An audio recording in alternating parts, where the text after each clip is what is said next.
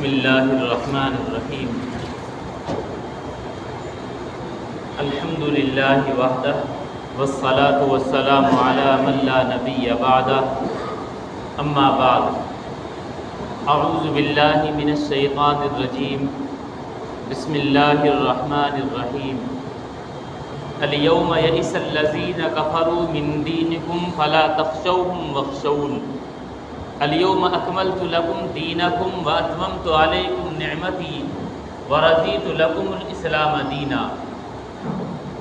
وقال تعالی وَلَقَدْ يَسَّرْنَا الْقُرْآنَ لِلذِّكْرِ فَهَلْ مِن مُدَّكِرٍ وقال النبی صلی اللہ علیہ وسلم الدین یسر صدق اللہ العظیم وصدق رسولہ النبی الکریم۔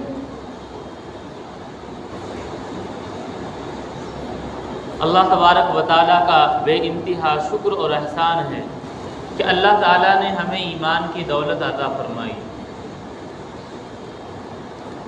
ابھی رمضان المبارک کا مہینہ اور عید کا خوشی کا دن گزرا ہے۔ رمضان المبارک کے اندر ایک عبادت کا ماحول ہوتا ہے، ایک عبادت والی حالت اور کیفیت ہر انسان کی ہوتی ہے، لیکن ہونا تو یہ چاہیے تھا کہ رمضان المبارک میں جو عبادت کا ایک مرتبہ معمول بن گیا، اللہ کرے وہ سال بھر چلے، اسی معمول کے مطابق ایک مسلمان زندگی گزارے۔ لیکن ہر سال یہی چیز دیکھنے میں آتی ہے کہ رمضان المبارک میں جو ماحول ہوتا ہے، عید کے بعد پھر وہی پہلے والا ماحول لوٹ کر آ جاتا ہے، گویا کہ وقت عبادت کے قائل ہم لوگ ہو گئے، اور اس وقت کے گزر جانے کے بعد پھر عبادتوں میں لاپرواہی کرتے ہیں۔ اللہ تبارک و تعالی ہم سب کو صحیح سمجھ عطا فرمائے۔ میں نے قرآن مقدسہ کی 2 جگہ سے آیتیں اور ایک اللہ کے نبی صلی اللہ علیہ وسلم کی بہت مختصر حدیث پڑھی ہے۔ اللہ تبارک و تعالیٰ مجھے صحیح کہنے اور ہم سب کو سمجھنے اور عمل کرنے کی توفیق عطا فرمائے۔ اس وقت جو دور چل رہا ہے،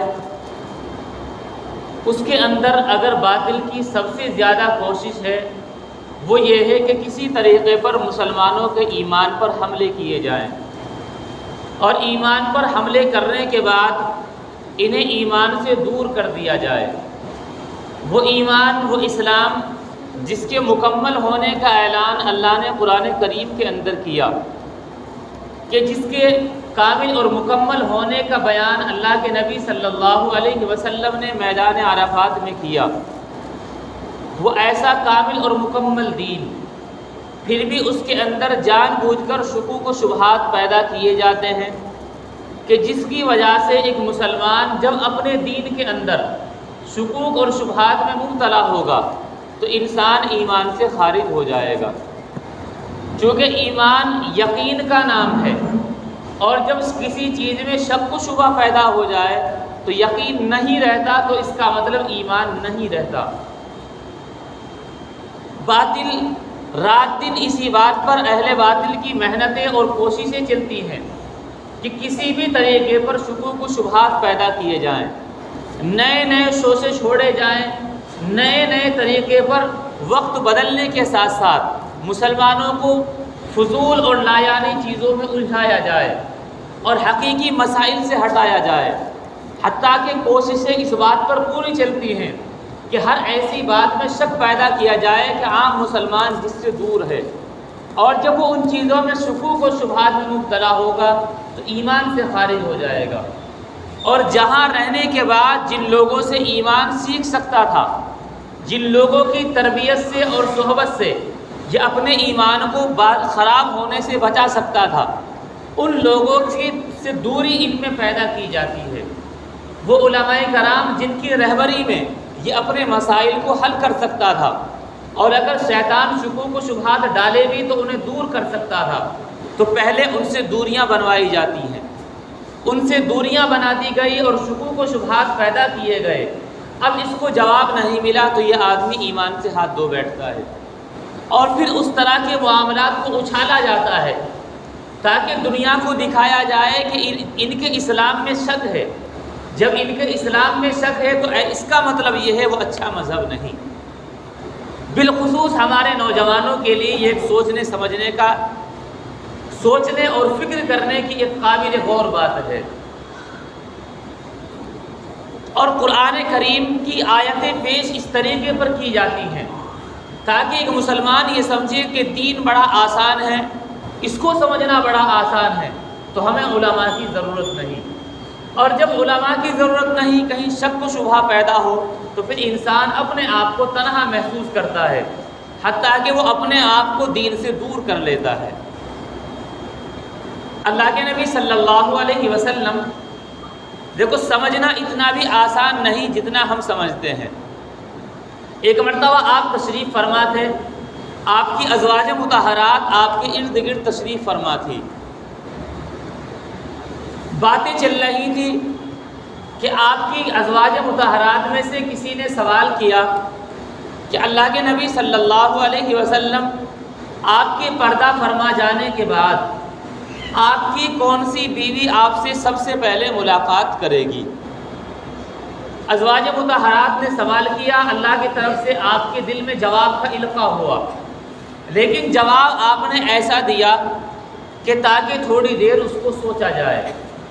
اللہ کے نبی صلی اللہ علیہ وسلم نے فرمایا، کن اطول کن یدن، کہ مجھ سے سب سے پہلے وہ میری بیوی ملاقات کرے گی جس کے ہاتھ لمبے ہوں گے، جس کے ہاتھ لمبے ہوں گے، سب سے پہلے میری وفات کے بعد اس کی مجھ سے ملاقات ہوگی۔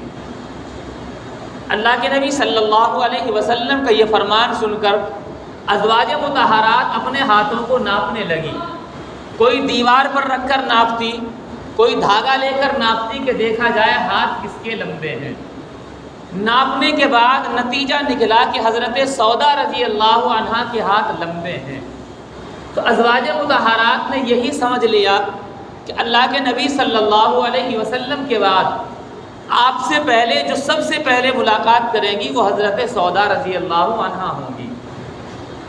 لیکن کچھ وقت گزرنے کے بعد دیکھا گیا کہ معاملہ بالکل اس کا الٹا تھا۔ آپ کی وفات کے بعد سب سے پہلے جن کی وفات ہوئی وہ حضرت سودا نہیں ہے، حضرت زینب رضی اللہ عنہا ہیں۔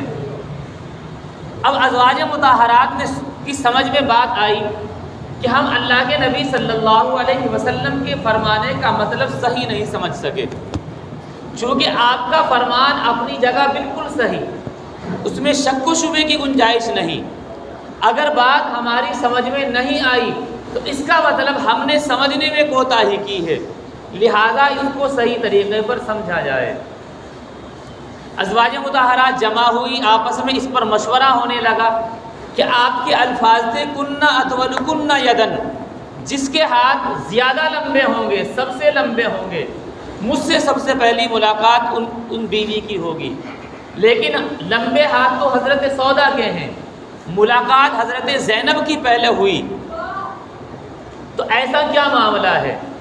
ایک ازواج مطہرات میں سے ایک نے کہا کہ اصل میں عرب کا محاورہ سمجھنے کی ضرورت ہے۔ عرب کے اندر اطول کن یدن اس کو بھی کہا جاتا ہے کہ جو زیادہ سخی ہو، زیادہ سخاوت کرنے والے کو لمبے ہاتھوں سے مراد لیا جاتا ہے۔ اور حضرت زینب وہ آپ کی وہ بیوی ہیں کہ جو اللہ کے نبی صلی اللہ علیہ وسلم کی ازواج مطہرات میں سب سے زیادہ سخاوت کرنے والی تھی۔ اتنی سخاوت کرنے والی تھی کہ مدینے کی گلیوں میں آپ کا نام ام المساکین رکھ دیا گیا تھا، کہ جتنے مساکین وہاں رہتے ہیں آپ سب کی کفالت کرنے والی تھی اپنے مال سے۔ تو اس کا مطلب اب اطول کن یدن کا مطلب یہ ہوا کہ ہاتھ اپنے جسامت کے اعتبار سے لمبے ہوں، یہ مطلب نہیں، بلکہ ہاتھ سخاوت کے اعتبار سے لمبے ہوں، اللہ کی راہ میں زیادہ خرچ کرنے والی ہوں، یہ آپ کا مطلب تھا۔ اس واقعے سے سمجھ میں آیا آپ کی وہ ازواج مطہرات جنہوں نے آپ کی زندگی کو دیکھا، آپ کی دن کی عبادتوں کو بھی دیکھا، آپ کی راتوں کی عبادتوں کو بھی دیکھا، وہ آپ کے اس مطلب کو فوراً نہ سمجھ سکی، وہ آپ کے اس کلام اور آپ کی اس حدیث کا مطلب نہ سمجھ سکی، بلکہ کچھ وقت کے بعد انہیں سمجھ میں آیا۔ تو اس کا مطلب یہ ہے، جو ہم دین کی ہر بات میں کہہ دیتے ہیں کہ دین بڑا آسان ہے، آج کل کے مولویوں نے مشکل کر دیا ہے، تو اس کا مطلب یہ ہے کہ ہم نے دین کو سمجھنا نہیں چاہا۔ اگر اتنا آسان ہوتا جتنا ہم نے سمجھا، تو ہم سے زیادہ اعلیٰ اور اچھی سمجھ رکھنے والی وہ ازواج مطہرات تھی جو آپ کی پاک بیویاں ہیں، جو تمام مومنوں کی روحانی مائیں ہیں، وہ سمجھتی پہلے، لیکن جب جلدی سے وہ نہ سمجھ سکی، تو ایک عام مسلمان اگر اس بات کا دعویٰ کرے کہ ہم فوراً سمجھ لیں گے، تو اس کا مطلب جھوٹا دعویٰ ہے۔ ان کو بھی یہ بات ایک محنت اور مشقت کے بعد سمجھ میں آئی، تو ہمیں بھی دین کی بات بغیر محنت کے ساری سمجھ جائیں، یہ آسان نہیں ہے، بلکہ دین کی باتیں کچھ چیزیں جو ظاہر ہیں سمجھ میں آ سکتی ہیں، لیکن ہر بات ایسے ہی سمجھ میں آئے یہ بہت ناممکن ہے۔ بات کو سمجھنے کے لیے کچھ مشقت کرنی پڑتی ہے، اور جو لوگ دین میں آسانی اپنے مقصد کے لیے پیدا کرنے والے ہیں، ان کو تو یہی کہتے ہیں کہ دین آسان ہے، بھائی نماز پڑھ لیجئے، دین آسان ہے، اللہ بخش دے گا، روزہ رکھ لیجئے، دین آسان ہے، کہاں زبردستی کرتا ہے کہ دین تم روزہ رکھو، فطر صدقہ دے دیں گے۔ اس طرح کی فضول باتیں کی جاتی ہیں تاکہ دین کی ذہنوں سے جو عظمت ہے وہ نکل جائے، اور دین کو حقارت کے انداز میں پیش کیا جاتا ہے، اور پیش کرتے ہیں کہ لوگ کہتے ہیں کہ قرآن سمجھنا پڑے گا، دین سمجھنا پڑے گا۔ قرآن تو کہتا ہے وَلَقَدْ يَسَّرْنَا الْقُرْآنَ لِلذِّكْرِ فَهَلْ مِن مُدَّكِرٍ، کہ ہم نے قرآن کو بڑا آسان کر دیا ہے، جو سمجھنا چاہے وہ سمجھ لے۔ لیکن اس کا مطلب یہ نہیں ہے، اس کا مقصد یہ ہے، بات تو تفصیلی ہونی چاہیے، لیکن مختصراً اس کا مطلب یہ ہے کہ ہم نے قرآن کو، ذکر کے کئی معنی آتے ہیں، یاد کرنے کے بھی معنی آتے ہیں، تو مطلب ہوگا ہم نے قرآن کو یاد کرنے کے لیے آسان بنایا، تو جو یاد کرنا چاہے یاد کر لے۔ اور اس کا مطلب سمجھ میں بھی آتا ہے کہ چھوٹے چھوٹے بچے قرآن کریم کے حافظ بن جاتے ہیں۔ ذکر کے معنی آتے نصیحت حاصل کرنا، ہم نے قرآن کو نصیحت حاصل کرنے کے لیے آسان بنایا، جو نصیحت حاصل کرنا چاہے وہ نصیحت حاصل کر لے۔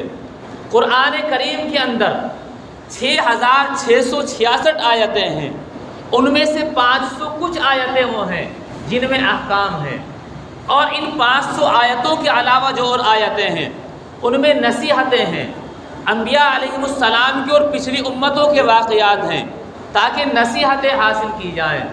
تو قرآن کریم کی جن آیتوں میں نصیحت ہیں، وعظ ہیں، واقعات ہیں، یقیناً ان کو سمجھنا تو آسان ہے، لیکن یہ جو احکام کی 500 سے کچھ زیادہ آیتیں ہیں ان کو سمجھنا اتنا آسان نہیں ہے۔ تو شریعت کے احکام کو سمجھنا جو ان آیتوں کے اندر بیان کیا گیا وہ اتنا آسان نہیں جتنا کہ آسان ہم کہہ دیتے ہیں۔ تو اس لیے قرآن کریم یاد کرنے کے لیے آسان ہے، یاد ہوتا ہے، نصیحتیں حاصل کرنے کے لیے آسان ہیں، ان آیتوں سے نصیحت حاصل کی جاتی ہے، لیکن اس کو سمجھنا، مسائل کو اس سے مرتب کرنا، ان سے منتخب کرنا، یہ اتنا آسان نہیں ہے کہ بغیر مشقت کے انسان کو حاصل ہو جائے۔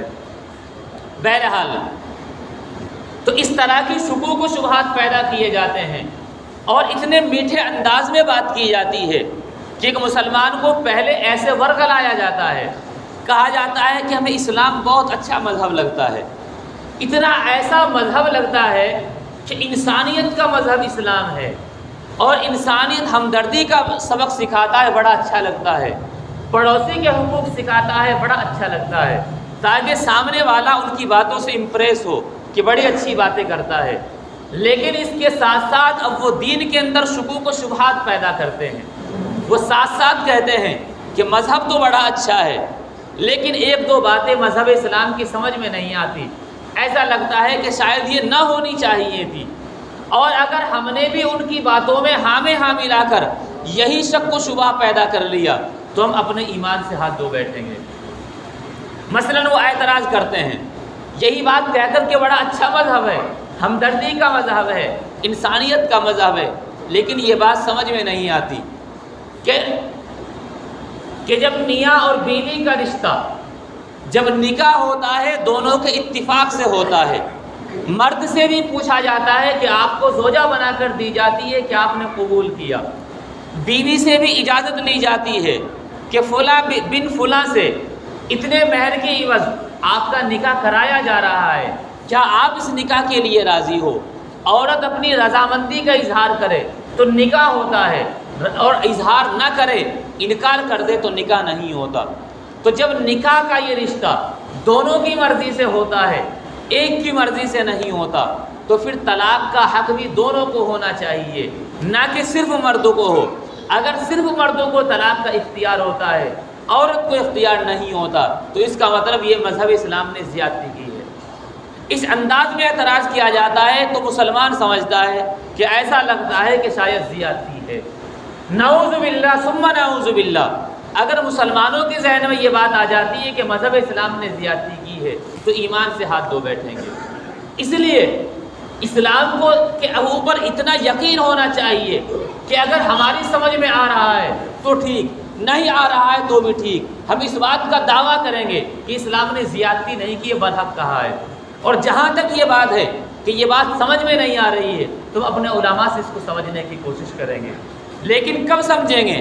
جب ہم علماء سے ربط رکھیں گے. ہمارا ربط تو پہلے ہی توڑ دیا گیا یہ کہہ کر کہ قرآن کو سمجھنا بڑا آسان ہے.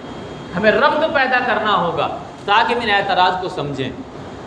تو جب یہ اعتراض کیا گیا کہ اسلام اچھا مذہب ہے لیکن یہ بات سمجھ میں نہیں آتی کہ اختیار مردوں کو کیوں دیا گیا، یہ تو عورت کو بھی دیا جانا چاہیے تھا جب دونوں کے اتفاق سے نکاح ہوا. تو جن کی سمجھ میں بات نہیں آئی تھی انہوں نے عالم سے رابطہ کیا. عالم نے دونوں کو بلایا اور یہ کہا کہ اگر ہم تم سے یہ اعتراض کر لیں کہ جب اللہ نے نکاح دونوں کی مرضی سے ہوا تو بچے صرف عورت کیوں پیدا کرتی ہے، مرد کیوں نہیں پیدا کرتا، تو کیا آپ اس کا جواب کیا دیں گے؟ یہ تو صرف الزامی جواب تھا. تو یہ تو اللہ کا قانون ہے، اللہ نے جسے جس کام کے لیے منتخب کیا وہ وہی کرے گا. عورت کو بچے کے پالنے کے لیے منتخب کیا وہ انہیں پالے گی، مرد کو دوسری ضرورت کے لیے پیدا کیا وہ ان کاموں کو کرے گا. رہی یہ بات آپ کی سمجھ میں نہیں آتی طلاق کی، تو اس کو بھی سمجھ لینا چاہیے. طلاق کا اختیار مرد کو اس لیے دیا گیا، سب سے پہلی چیز یہ ہے، شادی شدہ حضرات تجربے کار ہیں کہ عورت میں برداشت کا مادہ نہیں ہوتا. اگر عورت کو ہی طلاق کا اختیار دے دیا جائے تو 90% گھر تباہ ہو چکے ہوں گے. ذرا سی بات ہوئی، سوٹ اچھا نہیں ملا تو کہہ دے گی تم نے آج تک کچھ کیا نہیں، میں چھوڑ کر گھر جا رہی ہوں. گھر تباہ، بچوں کی زندگی تباہ. شریعت نے ایسے شخص کو اختیار دیا جس کے اندر برداشت کا مادہ ہوگا، جو اس کی بدتمیزیاں بھی برداشت کرے گا، اس کی سخت کلامی اور بد کلامی بھی برداشت کرے گا، اور سب کچھ برداشت کرنے کے بعد یہ کہے گا ہاں میری غلطی تھی، میں نیا سوٹ تمہیں لا دوں گا. چھوٹی چھوٹی باتوں پر گھر خراب کرنے والی عورتیں ہوتی ہیں، وہ کمزور ہوتی ہیں اور کمزور ہاتھوں میں مضبوط چیزیں نہیں تھمائی جاتی ہے. یہ رشتہ مضبوط ہے اس لیے مضبوط چیزیں ان ہاتھوں میں نہیں تھمائی جاتی. دوسری بات یہ ہے، عورت کو شریعت نے مکلف نہیں بنایا کہ وہ کمائی کرے. جب اس کی شادی نہیں ہوتی، یہ غیر شادی شدہ ہوتی ہے، اس کے اخراجات اس کے باپ کے ذمے ہوتے ہیں، بڑے بھائی کے ذمے ہوتے ہیں. وہ نہ ہو تو اس کے ولی اور سرپرست میں اگر تایا چاچا ہو تو ان کے ذمے ہوتے ہیں. لیکن اس کو شریعت نے نہیں کہا کہ تم کام کے لیے جاؤ. ہاں اتفاقاً 1% کوئی ایسی مجبوری آ جائے تو مجبوری ہے، ورنہ عمومی حالات میں حکم نہیں دیا گیا. اور جب نکاح ہوتا ہے تو مرد جب یہ کہتا ہے جی ہاں میں نے اسے اپنے نکاح میں قبول کیا، صرف قبول نہیں کہتا ہے، ان الفاظ کے پیچھے کچھ چیزیں چھپی ہوئی ہوتی ہیں. وہ کہتا ہے میں نے اس کے زندگی بھر کے سارے اخراجات قبول کیے، اسے مکان بھی ہمیشہ کے لیے دوں گا، اس کو بے مکان نہیں چھوڑوں گا، اس کے لیے کھانے کا بھی انتظام کروں گا، کپڑوں کا بھی انتظام کروں گا. تو نفقہ شریعت نے شوہر کے ذمے میں واجب کیا ہے. جب شوہر کے ذمے میں واجب کیا ہے، عورت کو مجبور نہیں کیا گیا. اور آپ اس بات کا تجربہ کرتے ہیں کہ شوہر اس عورت کو خرچہ دے گا، دینے والا ہاتھ ہمیشہ اوپر ہوتا ہے، لینے والا ہاتھ نیچے ہوتا ہے. جب شوہر کا ہاتھ دینے والا ہے اوپر ہوگا، لینے والا ہاتھ نیچے ہوگا، تو دینے والے ہاتھ کو اتنی فضیلت تو ہونی چاہیے کہ اسے اور زیادہ حقوق حاصل ہوں. اس لیے مردوں کو اور زیادہ حق دیا گیا، کیونکہ اس کا ہاتھ اوپر رہتا ہے تو اس کا حق بھی عورت کے حق سے اوپر رہے گا، تاکہ یہ فضیلت اس کو الگ سے حاصل ہو۔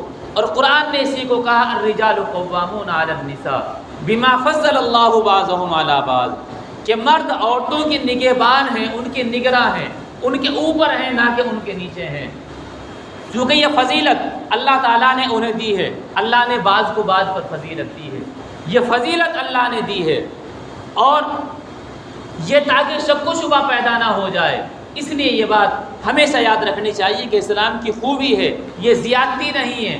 زیادتی تب ہوتی جب اختیار عورت کو دیا جاتا اور گھر تباہ ہونے شروع ہوتے۔ اسی طرح اور اعتراضات کیے جاتے ہیں، مثلا کہا جاتا ہے کہ مذہب کہ آپ تو توحید کے قائل ہو، آپ اپنے مذہب کو اعلیٰ کہتے ہو، لیکن اگر آپ سے پوچھا جائے کہ آپ کہتے ہو کہ اللہ تعالیٰ ہر چیز پر قادر ہے، جب اللہ تعالیٰ ہر چیز پر قادر ہے، آپ وحدہ لا شریک کہتے ہیں، تو پھر تو اللہ تعالیٰ اپنے جیسا خدا بنانے پر بھی قادر ہوگا۔